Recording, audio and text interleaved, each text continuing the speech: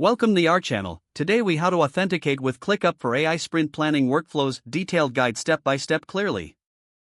Start by navigating to the ClickUp website and logging into your account. Once logged in, access your workspace where you will set up the AI sprint planning workflows.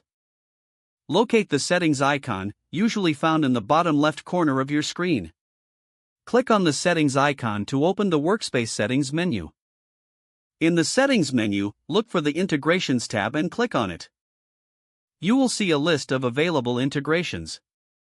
Find the option for AI integration and select it. If prompted, authorize ClickUp to connect with your AI tool by clicking the Authorize button. You may be redirected to the AI tool's login page. Enter your credentials for the AI tool and authorize the necessary permissions. Once authorized, return to the ClickUp Integrations page. Verify that the AI tool is now listed as an authorized integration. Next, navigate to the projects or tasks where you want to implement the AI sprint planning. Open the project and locate the Add Task button. Click on Add Task to create a new task for your sprint planning. In the task creation window, find the option to integrate AI functionality. Select the appropriate AI functionality to assist with your sprint planning. Customize the parameters for the AI tool, such as timeline, task priorities, and team assignments. Once you have set the parameters, save the task.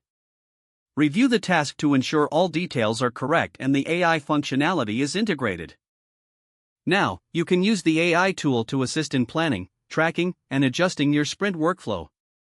Monitor the performance of your sprint planning through ClickUp dashboards.